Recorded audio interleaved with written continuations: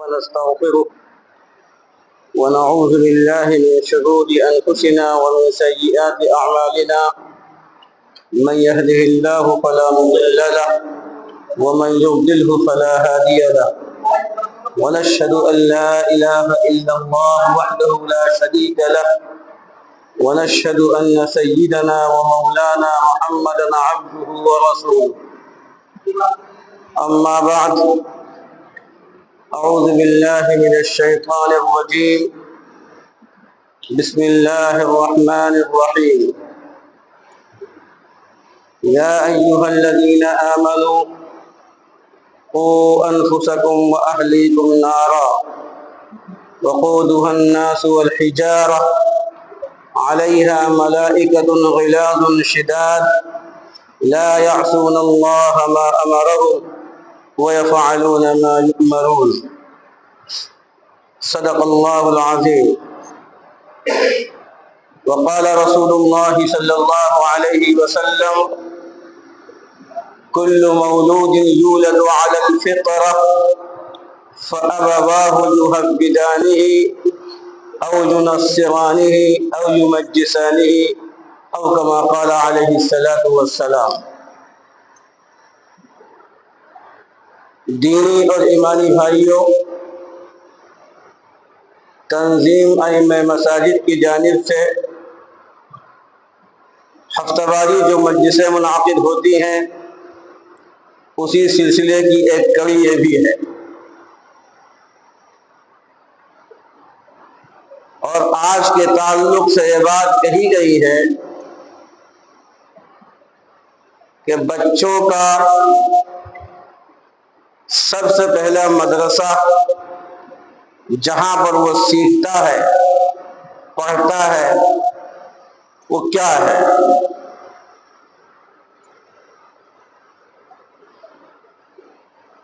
مسلم معاشرہ اگر دینی اعتبار سے تھوڑا سا حساس ہے تو ہر وہ شخص جو دین کا درد رکھتا ہے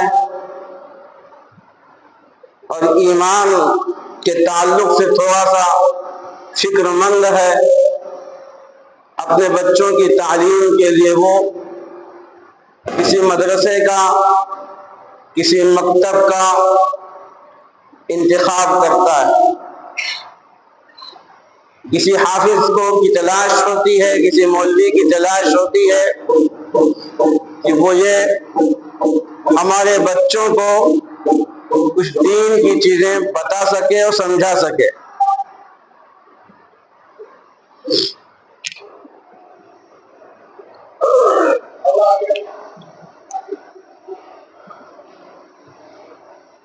اس سلسلے میں تھوڑا سا قریب آ جائیں۔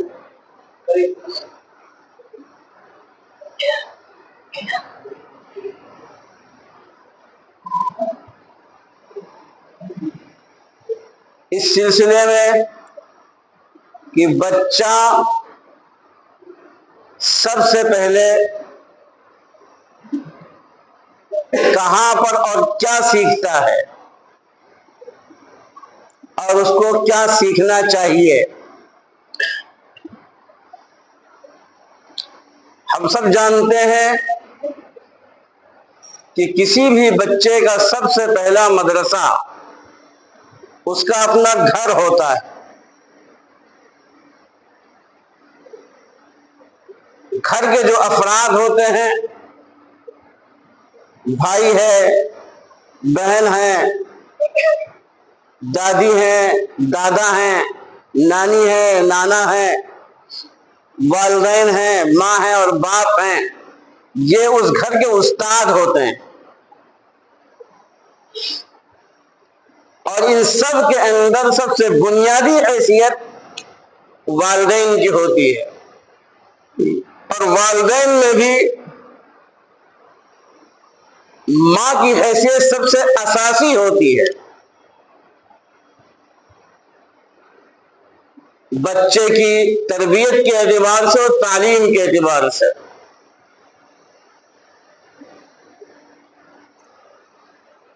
بچہ گھر کے اندر کھانے کا طریقہ سیکھتا ہے، پینے کا طریقہ سیکھتا ہے، چلنے کا طریقہ سیکھتا ہے، بات کرنے کا طریقہ سیکھتا ہے، لوگوں سے ملنے ملانے کا طریقہ سیکھتا ہے، دوڑنا سیکھتا ہے۔ انسانی زندگی کی جتنی ایکٹیویٹی ہوتی ہیں، جتنی حرکات و سکنات ہوتے ہیں، ان سب کو گھر کے اندر رہ کر وہ اپنے بھائی کو دیکھ کر، اپنی بہن کو دیکھ کر، اپنی ماں کو دیکھ کر، اپنے باپ کو دیکھ کر، اپنے بڑوں کو دیکھ کر وہ یہ سب سیکھتا ہے۔ ماں کی حیثیت انتہائی بنیادی ہوتی ہے، وہ اپنے لخت جگر کو، اپنے نور نظر کو اپنے سینے سے چمٹائے رہتی ہے، اور اپنی چھاتی سے لگا کر وہ اپنا دودھ اس کو پلاتی ہے، اور پھر دودھ کے ساتھ ساتھ وہ سب کچھ پلاتی ہے جو اس کی زندگی کے اندر پیش آنے والے ہوتے ہیں۔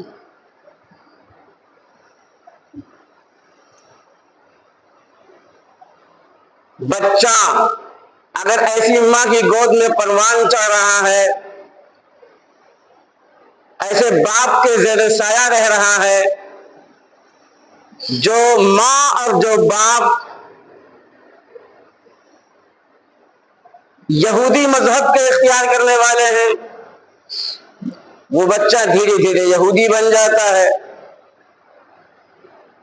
بچہ اگر کسی عیسائی خاندان کے اندر پیدا ہوا ہے، ماں اور باپ اس کے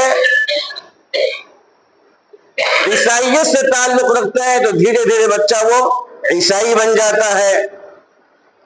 بچہ اگر کسی ایسے گھرانے میں ہے جہاں پر آگ کی پوجا ہوتی ہے، ماں باپ کو ایسا کرتے ہوئے دیکھتا ہے، وہ آتش پرست بن جاتا ہے، مجوسی بن جاتا ہے۔ یہ نبی اکرم صلی اللہ علیہ وسلم کے اقوال کی تعبیر و تشریح ہے۔ اللہ کے رسول نے فرمایا، کل مولود یولد علی الفطرہ، ہر بچہ کہیں پر بھی پیدا ہو، کسی گھرانے میں پیدا ہو، وہ پیدا ہوتا ہے تو فطرت کے اوپر پیدا ہوتا ہے، یعنی دین اسلام کے اوپر پیدا ہوتا ہے۔ فطرت کے معنی دین اسلام کے، وہ اپنی فطرت کے ساتھ پیدائشی طور پر دین اسلام کو لے کر آتا ہے۔ فَأَبَوَاهُ يُهَوِّدَانِهِ، پھر اس کے والدین اس کو یا تو یہودی بناتے ہیں، اَوْ يُنَصِّرَانِهِ، یا تو اس کو عیسائی بنا دیتے ہیں، اَوْ يُمَجِّسَانِهِ، یا تو اس کو آتش پرست بنا دیتے ہیں، مجوسی بنا دیتے ہیں۔ تھوڑا سا اور وسیع تناظر میں دیکھیے نبی اکرم صلی اللہ علیہ وسلم کی اس تعبیر کو، اس تشریح کو، تو بچہ اگر یہ دیکھتا ہے کہ میرے ماں اور باپ گھر سے نکل کر کسی جگہ پہ جا کر گھنٹی بجاتے ہیں، وہ بھی ویسے ہی کرنے لگتا ہے۔ گھر کے اندر کہیں پر مالا چڑھاتے ہیں تو اس کے دماغ کے اندر، اس کے دل کے اندر اس کی محبت پیوست ہو جاتی ہے۔ بچہ اگر یہ دیکھتا ہے کہ میری ماں، میرے باپ، میرے گھر والے افراد کہیں جا کر ہاتھ جوڑتے ہیں، کھڑے ہو جاتے ہیں، تو بچے کے دل و دماغ کے اندر وہ چیز رچ اور بس جاتی ہے۔ بچے نے اگر یہ دیکھا کہ میرے ماں اور باپ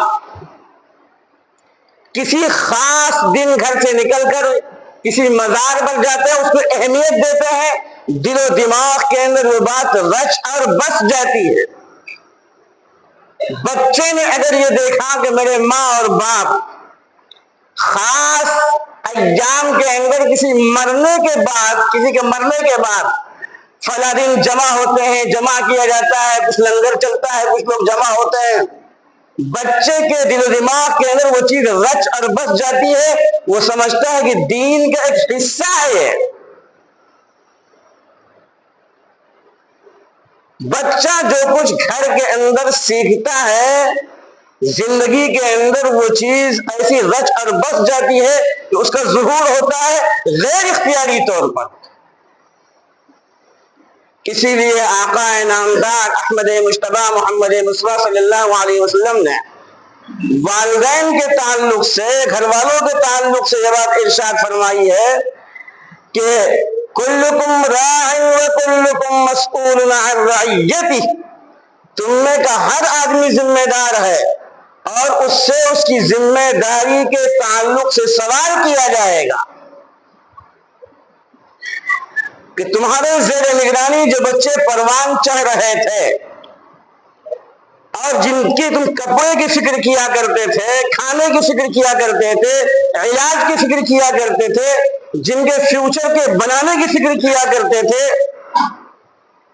تم نے دینی اعتبار سے کیا فکر کی ہے، کیا بنایا اور سنوارا ہے، کیسی تربیت تم نے کی ہے؟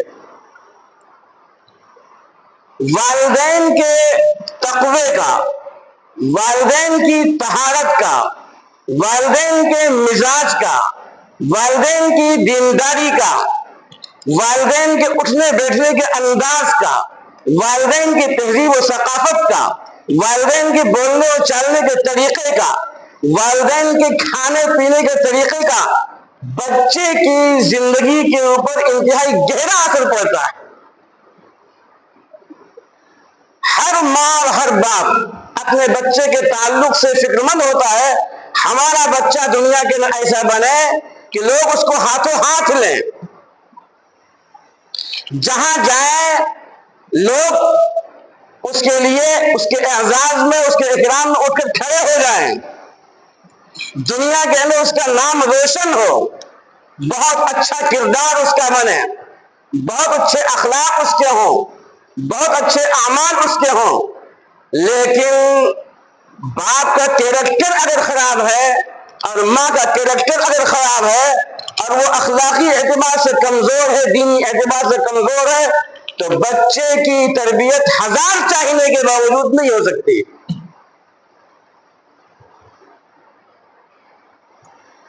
ماں اور باپ اگر قرآن کی تلاوت نہیں کرتے ہیں تو یہ کیسے ممکن ہے کہ بچہ قرآن کی تلاوت کرنے والا بن جائے؟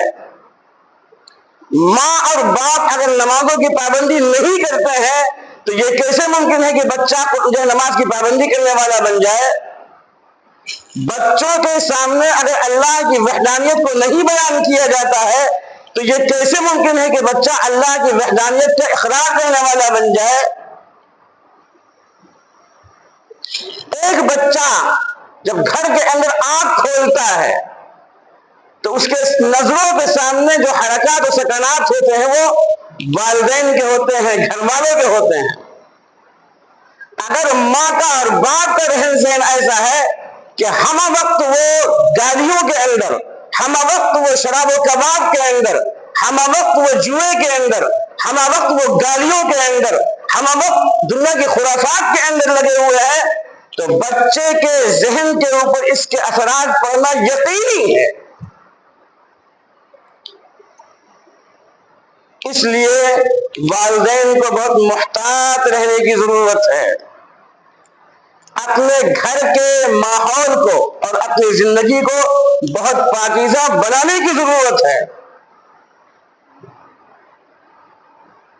بچے نے آنکھ کھولی اور وہ دیکھتا ہے کہ میری ماں یا میری بہن اور میرے گھر کے افراد شادی کے موقع کے اندر ان کا ایک جوڑا نہیں بے شمار جوڑے تبدیل ہوتے ہیں، اور میری ماں آئینے کے سامنے کھڑی ہو کر گھنٹوں بناؤ سنگار کرتی ہے، اور اذان کا وقت آتا ہے وہ گزر جاتا ہے، نماز کا وقت آتا ہے گزر جاتا ہے، وہ ذرہ برابر اس کی پرواہ نہیں ہوتی ہے۔ بچہ کا دماغ یہ قبول کرتا ہے کہ نماز کی اہمیت نہیں ہے، اذان کی اہمیت نہیں ہے، اہمیت اس آئینے کی ہے، اہمیت اس کپڑے کی ہے، اہمیت اس بناؤ سنگار کی ہے۔ یہ کیسے ممکن ہے کہ ایک ماں خود اپنے آپ کو اخلاق سے عاری رکھے اور خود اپنے آپ کو ایسے لباس کا عادی بنائے جو لباس ساتر نہ ہو، جو لباس اس کو ننگا کر دیتا ہو محفل کے سامنے؟ یہ کیسے ممکن ہے کہ اچھے اخلاق کا پردہ وہ بچہ بنے گا، اس کے اخلاق اچھے بنیں گے؟ جتنے افراد گزرے ہیں تاریخ اسلامی کے اندر، جن کا نام ہوا ہے، جنہوں نے کام کیا ہے، اور جن کو دینی اعتبار سے، روحانی اعتبار سے، نورانی اعتبار سے ممتاز سمجھا جاتا ہے، دنیا نے باور کیا ہے، ان کے پیچھے آپ دیکھ لیجئے کسی نہ کسی ماں کا کیریکٹر بہت ممتاز ہے۔ ماں نے اس بچے کو اپنی چھاتی سے لگا کر دودھ کے ساتھ ساتھ تقویٰ پلایا ہے، دودھ کے ساتھ ساتھ دینداری کو پلایا ہے، دودھ کے ساتھ ساتھ اچھے اخلاق کو پلایا ہے، دودھ کے ساتھ ساتھ سچائی کو پلایا ہے، اور دودھ کے ساتھ ساتھ وہ تمام چیزیں جو دین اسلام چاہتا ہے وہ پلایا ہے۔ نفرت دلائی جھوٹ سے، نفرت دلائی بد اخلاقی سے، نفرت دلائی برے اعمال سے، تب وہ بچہ دھیرے دھیرے دھیرے دھیرے پروان چڑھتا ہے اور دنیا کے اندر وہ نام روشن کرتا ہے، دنیا کے اندر اس کا نام ہوتا ہے۔ سیدنا عبد القادر جیلانی رحمۃ اللہ علیہ کا نام بہت سنا جاتا ہے، ان کا نام بڑے ادب سے لیا جاتا ہے۔ ان کی ماں نے ان کی گھٹی کے اندر سچائی کو پلا دیا تھا، ان کا مزاج ایسا بنا دیا تھا، بیٹا جھوٹ بولنے سے انسان ہلاک ہوتا ہے، جھوٹ بولنے سے انسانی زندگی کے اوپر بہت سے مسائل اور مشکلات آتی ہیں، سچائی ہی ایک ایسی چیز ہے جو انسان کو کامیاب کرتی ہے۔ مشہور واقعہ ہے، جب وہ پڑھائی کے لیے نکلے، اپنے وطن سے دوسرے وطن جانے لگے، ماں سے رخصت ہونے لگے، ماں نے ان کی صدری کے اندر کپڑے کے اندر کچھ پیسے سل دیے اور رکھ دیے کہ کسی کو خبر نہ ہونے پائے، اور یہ تاکید کر دی، بیٹا حالات جیسے بھی ہوں جھوٹ نہ بولنا۔ راستے میں ڈاکو مل گئے، قافلے کو لوٹ لیا، چھوٹے سے بچے تھے، ان کے پاس بھی آئے، تمہارے پاس کیا ہے بتاؤ۔ انہوں نے اپنی صدری کے اندر ہاتھ ڈالا اور صدری کے اندر جو پیسے سلے ہوئے رکھے ہوئے تھے، کسی کو خبر نہیں تھی، وہاں سے اس کو نکالا، کہا یہ پیسے میرے پاس ہیں۔ ڈاکو حیران کہ ایسی جگہ پر یہ پیسے سل دیے گئے تھے کہ بغیر بتائے ہم کو معلوم نہ ہوتے۔ بچے نے پھر کیوں بتایا؟ پوچھا بیٹا تم نے یہ ان پیسوں کے بارے میں ہم کو خبر کیوں دی؟ انہوں نے کہا کہ میرے ماں نے یہ تاکید کی تھی جھوٹ کبھی نہ بولنا۔ آپ نے پوچھا کہ پیسے ہیں؟ اگر میں کہتا کہ نہیں ہے تو جھوٹ ہوتا۔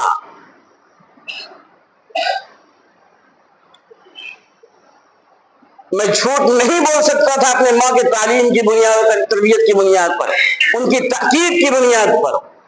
میں نے جو کچھ تھا وہ سچ سچ بتا دیا۔ اس سچائی کی بنیاد پر ڈاکوؤں کے اوپر اتنا اثر پڑا کہ انہوں نے اسلام قبول کر لیا، ایمان قبول کر لیا۔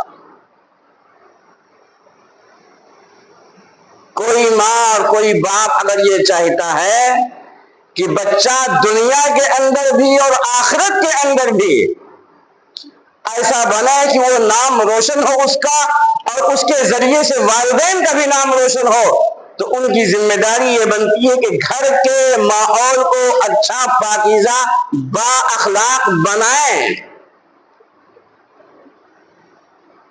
اگر ایسا نہیں کرتے ہیں تو اس کا مطلب یہ ہے کہ بچوں کو وہ جہنم کی آگ کے اندر دھکیلنے کی مکمل کوشش کر رہے ہیں۔ کیا مسلم معاشرے کے اندر اس بات کا اہتمام ہوتا ہے کہ گھر کے اندر صبح اٹھنے کی عادت نوجوان رکھتے ہوں، والدین رکھتے ہوں، اور صبح اٹھنے کے بعد قرآن کی تلاوت کرتے ہوں، نمازوں کی پابندی کرتے ہوں، دوپہر کا جب وقت ہو تو ظہر کی نماز کی پابندی کرتے ہوں، عصر کا وقت ہو تو نماز کی پابندی کرتے ہوں، 5 وقتہ نمازوں کی عادت مسلم گھرانوں کے اندر ہے کیا ایسا؟ کیا مسلم گھرانوں کے اندر پردے کا وہ اہتمام جو اسلام چاہتا ہے ایسا ہے؟ کیا مسلم گھرانے ان رسومات سے پاک ہیں جو رسومات غیر دینی ہیں؟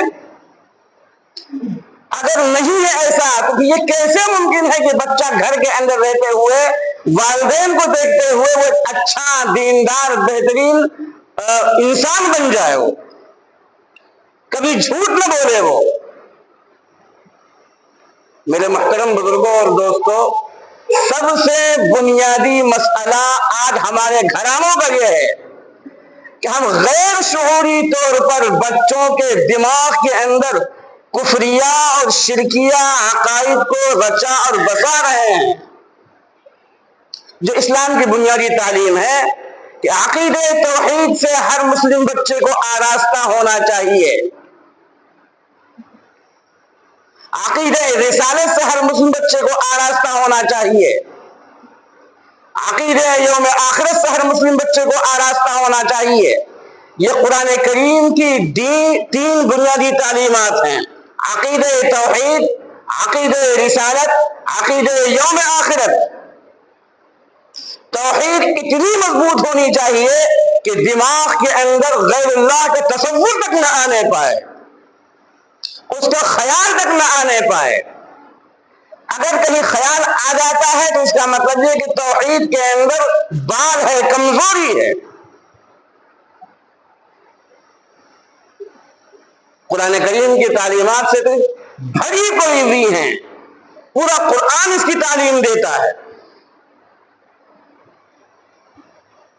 لیکن خاص طور سے ہماری مائیں اور بہنیں، مسلم خواتین، وہ ذہنی اعتبار سے اپنے آپ کو اللہ کی ذات اور اس کی صفات سے ہٹا کر کسی اور کی ذات و صفات کے اوپر اس طریقے سے اعتماد کر لیتی ہے کہ ان کے عقیدے کا جرم بن جاتا ہے۔ یہاں جائیں گے تو یہ ہو جائے گا، وہاں جائیں گے تو وہ ہو جائے گا، ان سے پڑھوا لیں گے تو یہ ہو جائے گا، تعویذ لکھوا لیں گے تو یہ ہو جائے گا، وغیرہ وغیرہ۔ اور ہم لوگ مصلحت کے نام پر دھیرے دھیرے اس کو قبول کرتے جاتے ہیں۔ کیا بتائیں فلاں نہیں مانتی ہیں، کیا بتائیں فلاں نہیں مانتے ہیں، کیا بتائیں معاشرے کا دباؤ ہے، کیا بتائیں محلے کا دباؤ ہے، کیا بتائیں گاؤں کا دباؤ ہے، اور بچوں کو دھیرے دھیرے ان کی جانب راغب کرتے ہوئے چلے جاتے ہیں۔ اللہ کے رسول صلی اللہ علیہ وسلم نے جو تعلیمات دی ہیں، ان تعلیمات کے اندر توحید کا عقیدہ بہت مضبوط ہے، اس کو مضبوط کرنے کی کوشش کرنی چاہیے۔ پورا قرآن سے بھرا پڑا ہوا ہے۔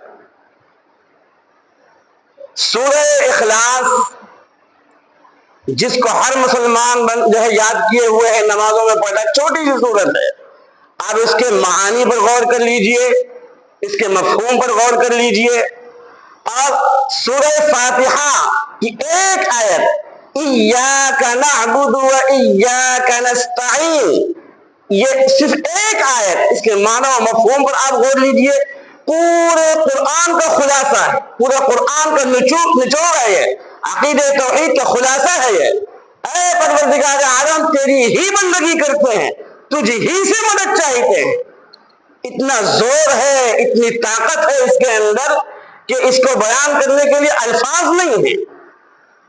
تیرے علاوہ میری یہ پیشانی کبھی جھکنے کے لائق نہیں ہے، تیرے نام کے علاوہ کوئی نذرانہ ہم پیش کرنے کے لیے تیار نہیں ہے، کوئی قربانی پیش کرنے کے لیے ہم تیار نہیں ہیں۔ تجھ ہی سے مدد چاہتے ہیں، تیرا ہی سہارا ہے، تیرا ہی آسرا ہے، ہر آن اور ہر گھڑی۔ ہمارے گھروں کے اندر کتی بلی کی تعلیم تو بہت ہے، کتوں کی اور بلیوں کی تعلیم تو بہت ہے، لیکن ہمارے گھروں کے اندر قرآن کی تعلیم نہیں ہے، وہ اٹھ گئی ہے۔ حدیث کی تعلیم نہیں ہے، وہ اٹھ گئی ہے۔ صحابہ اکرام کے قصے نہیں ہیں، وہ اٹھ گئے ہیں۔ اللہ کے رسول صلی اللہ علیہ وسلم کی سیرت طیبہ کا بیان نہیں ہوتا ہے، وہ تو ختم کر دیا گیا ہے۔ مجاہدین کے، شہداء کے قصے، یہ پرانے زمانے کی بات ہے کہ مائیں اور دادیاں سنایا کرتی تھی، اب ختم ہو گئی وہ چیزیں۔ اب تو اس کی جگہ موبائل نے لے لی ہے، اور موبائل ایک ایسی چیز جس کے اندر ہر خرافات، جس کے اندر بد اخلاقی بھی ہے، بد کرداری بھی ہے، اور شرک بھی ہے، اور کفر بھی ہے۔ دنیا کی کون سی گندی چیز ایسی ہے جو نہ ہو اس کے اندر؟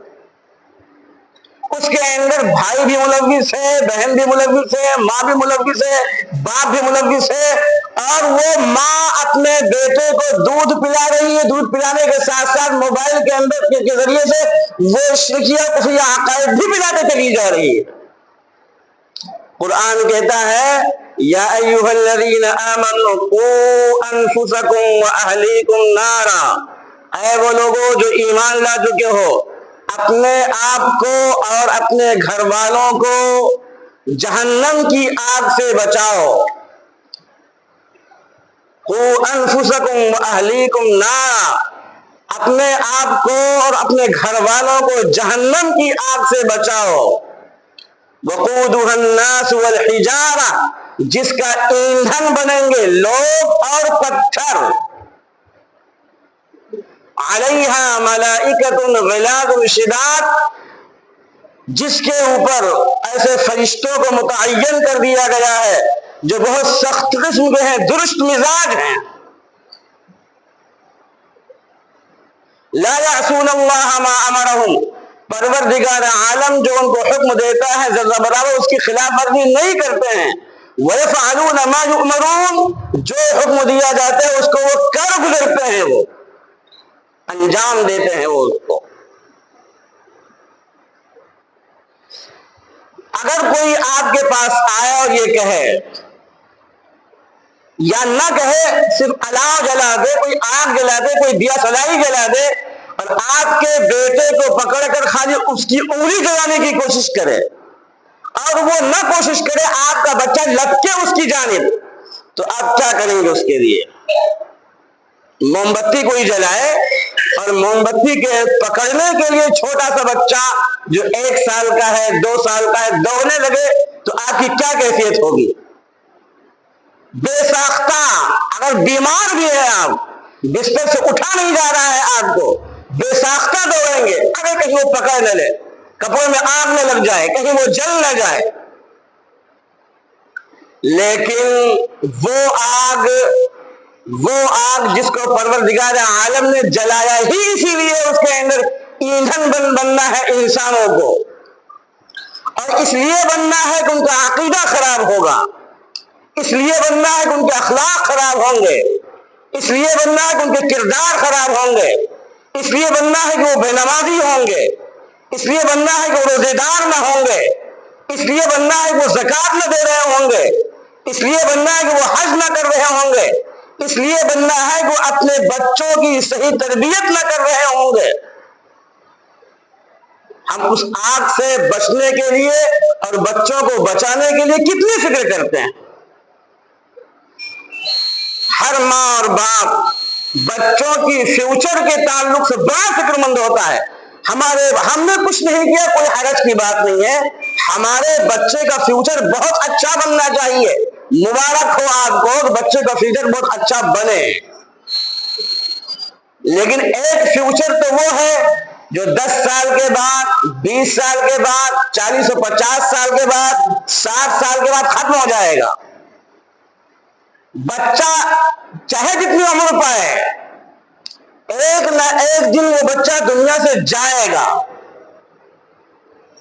یہ مکان چھوڑ دے گا، یہ دکان چھوڑ دے گا، یہ شہر چھوڑ دے گا، دنیا کی ہر راحت کو چھوڑ دے گا، ہزار کوششوں کے باوجود، جبکہ والدین پوری طاقت لگا دیتے ہیں اس کی تربیت کے اندر، اس کی تعلیم کے اندر، اس کو پروان چڑھانے کے اندر، دن و رات ایک کر دیتے ہیں، نہ حلال کی فکر ہے نہ حرام کی فکر ہے، میرے بچے کا فیوچر اچھا بننا چاہیے، اچھے سے اچھے کالج میں پڑھنا چاہیے، اچھے سے اچھا ڈاکٹر بننا چاہیے، اچھے سے اچھا انجینئر بننا چاہیے۔ ان تمام کوششوں کے باوجود ہمیشہ ہمیش کے لیے دنیا میں نہیں ہے، وہ ایک وقت آئے گا دنیا کو چھوڑ کر وہ جائے گا یہاں سے، ہم بھی اور آپ بھی چھوڑ دیں گے۔ ایک فیوچر وہ ہے جو ہمیشہ ہمیش کے لیے ہے، وہاں پر اس فیوچر کا اختتام ہی نہیں ہے۔ جنت مل گئی تو ہمیشہ ہمیش کے لیے، دوزخ مل گئی تو ہمیشہ ہمیش کے لیے۔ یہ ایسا فیوچر ہے جس کی کوئی انتہا نہیں ہے۔ اس فیوچر کے تعلق سے ہم نے کتنا کوشش کی اپنے بچوں کو بنانے کے لیے۔ وہ مستقبل ہمارے بچوں کتنا تابناک، کتنا روشن ہے۔ میں اکثر کہا کرتا ہوں کہ عجیب و غریب ہے ہمارا دماغ۔ ہم دماغ کے اعتبار سے اپنے آپ کو عام طور پر سب لوگ سمجھتے بہت اچھے ہیں، اور ہم کوشش کرتے ہیں اپنے دماغ کے اعتبار سے بچے کو ایسے اسکول میں ڈالے جو انگریزی جہاں تعلیم ہوتی ہو بہت اچھی تعلیم ہوتی ہو۔ مدرسے میں ارے وہاں کا مستقبل بیکار، مدرسے میں ارے وہاں کا مستقبل ٹھیک نہیں، کیا پڑھائی ہوتی، کیا ہوتا ہے، بس وہی قرآن پرانا، وہی حدیث پرانی، اس کے علاوہ کیا وہاں رکھا ہوا ہے۔ لیکن جب یہی باپ اور یہی ماں، یہی دادی اور یہی دادا مرنے لگتے ہیں تو انجینئر بیٹا یاد نہیں آتا ہے، ڈاکٹر بیٹا یاد نہیں آتا ہے، مدرسے کا وہی بچہ، مدرسے کا وہی مولوی، وہی حافظ قرآن وہی یاد آتا ہے۔ آ کر سرحانے بیٹھ کے سورہ یاسین تو پڑھ دیتا، اور روح پرواز کر گئی ہے تو کم از کم نہلا دیتا، وہ کفنا دیتا، وہ قبر میں اتار دیتا، وہ نماز جنازہ پڑھا دیتا۔ وہ یہ فیوچر تو ختم ہو گیا۔ اب یہ دادا جان، اب یہ ابا جان، یہ اب اما جان حشر کے میدان میں کھڑے ہیں، ایک طرف باپ کھڑا ہے، ایک طرف ماں کھڑی ہے، ایک طرف دادا کھڑے ہیں، ایک طرف دادی کھڑی ہے، ایک طرف بیٹا اور پوتی اور نوازی کھڑی ہوئی ہے۔ کیا لے کر آئے ہو؟ ہمارے نام اعمال میں کچھ نہیں ہے۔ ڈاکٹر صاحب سے پوچھا جائے گا، انجینئر صاحب سے پوچھا جائے گا کیا لے کر آئے ہو، تمہارے نام اعمال میں کیا ہے؟ ڈاکٹر صاحب بھی خرک ہو جائیں گے۔ نام اعمال کے اندر سوائے باپ نے اس کو پیسہ کمانے کی مشین بنایا تھا، وہ کہے گا مشین تھا وہاں پر، والدین نے یہی ہم لوگ کو سکھایا تھا۔ ہم ڈاکٹر بنے تھے پیسہ کمانے کے لیے، انجینئر بنے تھے پیسہ کمانے کے لیے۔ اے پروردگار عالم، یہ غلطی ہمارے والدین کی ہے کہ انہوں نے ہم کو کسی مکتب کے اندر نہیں بٹھایا ہے، اور مکتب میں نہ بٹھاتے گھر کے اندر بٹھا کر ہم کو قرآن نہیں سکھایا ہے۔ یہ غلطی ہمارے والدین کی ہے، ہمارے دادا کی ہے، ہماری دادی کی ہے۔ ان کو جو ہم کو سزا آپ دے رہے ہیں وہ اس سے دگنی سزا ان کو دیجیے، اضعافا مضاعفا۔ کیا بنے ڈاکٹر بنانے سے، کیا ہو گیا آپ کا؟ انجینئر بنا، مبارک ہو بنانا آپ کا، لیکن پہلے آپ ایسا بنائیے کہ یہ بچہ حشر کے میدان کے اندر دامن پکڑ کے کہے پروردگار عالم، یہ ہمارے والدین ہیں، یہ ہمارے باپ ہیں، یہ ہماری ماں ہیں، انہوں نے ہم کو حافظ قرآن بنایا تھا، قرآن سے وابستہ کیا تھا، دین سے وابستہ کیا تھا، آپ کی ذات کی اور صفات کی تعلیم دی تھی، بتایا تھا ہم کو۔ اے پروردگار عالم، میں اس وقت تک نہیں کھسکوں گا یہاں سے جب تک ان کے لیے مغفرت کا پروانہ نہ مل جائے۔ ایسا بھی ہو سکتا ہے، اور تو حدیث کے اندر کہا گیا ہے نا، حشر کے میدان کے اندر والدین کے اوپر تاج رکھا جائے گا ان بچوں کے والدین کے سروں پر جو حافظ قرآن ہیں، اور کہا جائے گا اس بچے سے کہ جنت کی سیڑھیوں پر چڑھتا جا اور قرآن کریم کو پڑھتا جا، قرآن کریم کی جو آخری آیت ہوگی وہی تیری منزل ہے۔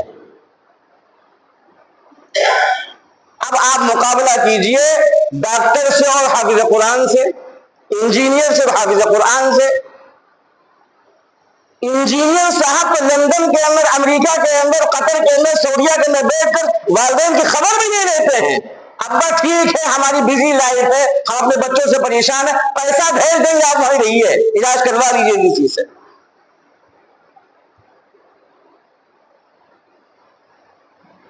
اور پھر وہاں پر جو بوجھ ڈال دیں گے یہ انجینئر صاحب، ڈاکٹر صاحب، اس کا کیا ہوگا؟ بار الہ آپ کے ذات کی معرفت، آپ کی صفات کی معرفت انہوں نے نہیں کروائی ہے جنہوں نے ہماری پڑھائی کے لیے بہت کوشش کی تھی، دن رات ایک کیا تھا۔ غلطی ان کی ہے، ان کے اوپر دگنا عذاب ڈال دیجیے آپ۔ کیا بنے گا والدین کی، سرپرستوں کے کیا بنے گا؟ گھر کے ماحول کو ٹھیک کیجیے، خاص طور سے ماں ٹھیک کرے، باپ ٹھیک کرے، جب تک یہ نہیں ہوگا تب تک معاشرے کا ماحول نہیں درست ہوگا۔ تمنا کرنے سے، آرزو کرنے سے، کسی پر الزام دھرنے سے کوئی مسئلے کا حل نہیں ہے۔ آج ہمارا ایک معاملہ یہ بھی ہو گیا ہے، حالات بڑے خراب ہیں، حالات بڑے خراب ہیں، فلاں جھوٹ بولتا ہے، فلاں شراب پیتا ہے، فلاں جوا کھیلتا ہے، اور فلاں تو کرتا پاجامہ پہننے کے باوجود ایسا کرتے ہیں، فلاں ٹوپی لگانے تب بھی ایسا کرتے ہیں۔ جناب عالی وہ کرتا ہے، اس کا عمل اس کے ساتھ ہوگا۔ آپ کیا کرتے ہیں؟ آپ کیا کرتے ہیں؟ وہ اگر کرتا ہے تو چاہے جبہ پہنے، چاہے شیروانی پہنے، چاہے ٹوپی لگائے، چاہے داڑھی رکھے، اگر وہ کرتا ہے تو وہ ملزم ہے اللہ کی نگاہ کے اندر، بہت بڑا مجرم ہے وہ اللہ کی نگاہ کے اندر۔ آپ کیا کرتے ہیں؟ جھوٹ بولتے کہ نہیں بولتے؟ رشوت لیتے کہ نہیں لیتے؟ نماز پڑھتے کہ نہیں پڑھتے؟ شراب پیتے کہ نہیں پیتے؟ کیا کرتے ہیں آپ؟ اس لیے بچوں کا معاملہ بڑا حساس ہے۔ دینی اعتبار سے اگر ماں باپ بچوں کو ممتاز بنانا چاہتے ہیں، اور ہر مسلمان کو اس کی فکر کرنی چاہیے، گھر کے ماحول کو ٹھیک کریں۔ بزرگان دین کی سیرتوں کو آپ پڑھیے، اور ان کے پیچھے ان کی ماؤں کا جو مجاہدہ تھا اس کو آپ پڑھیے۔ اکثر آپ کو ملے گا کہ ماں نے بغیر وضو کے دودھ نہیں پلایا ہے اپنے بیٹے کو۔ جس ماں نے اپنے بیٹے کو بغیر وضو کے دودھ نہ پلایا ہو، وہ ماں اپنے پیٹ کے اندر حرام غذا کیسے داخل کر سکتی ہے؟ اور پھر وہ ماں نمازوں کو کیسے چھوڑ سکتی ہے؟ اور پھر وہ ماں روزے کو کیسے چھوڑ سکتی ہے؟ اور جو ماں ایسی ہوگی تو اس کا بیٹا کیسا ممتاز ہوگا، کیسا بنے گا؟ ہر بچے کے، ہر عالم دین کے، ہر داعی اسلام کے، ہر مجاہد اسلام کے پیچھے اس کی ماں کا کردار بہت نمایاں ہوتا ہے۔ یہ کیسے ممکن ہے ماں نماز چھوڑے بیٹا نماز کی پابندی کرے؟ یہ کیسے ممکن ہے ماں قرآن نہ پڑھے بیٹا قرآن پڑھنے والا بن جائے؟ یہ کیسے ممکن ہے کہ ماں پردے کا لحاظ نہ کرے اس کی بیٹی پردے کا لحاظ کرنے والی بن جائے؟ یہ کیسے ممکن ہے ماں جھوٹ بولے بچہ سچ بولنے لگے؟ یہ کیسے ممکن ہے؟ جو بیج کھیت و کھلیان کے اندر ڈالا جاتا ہے پودا وہی نکلتا ہے۔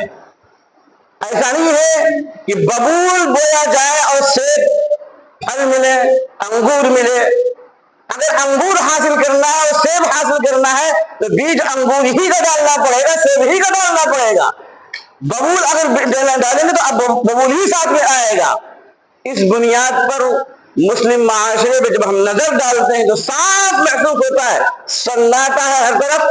دین کے نام پر چند روایات ہیں، دین کے نام پر چند روایات ہیں، اور ان روایات کا تعلق صرف اتنا ہے کہ انا وجدنا آباءنا کذالک یفعلون، ابا کو یہ کرتے ہوئے دیکھا تھا، اماں کو یہ کرتے ہوئے دیکھا تھا، نانی اور نانا کو یہ کرتے ہوئے دیکھا تھا، اس کے علاوہ کچھ نہیں ہے۔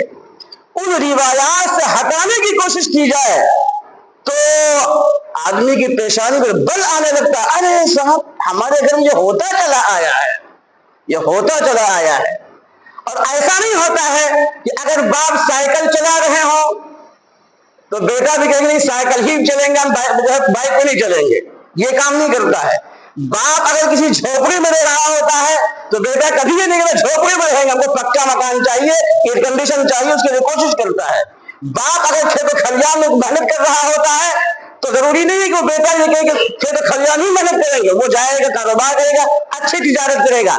دین کے معاملے میں یہ ہوتا ہے ابا ایسا کر رہے تھے، اماں ایسی کر رہی تھی، گھر والے ایسا کر رہے تھے، وہ سب سے زیادہ لاوارث جو دین ہے وہ۔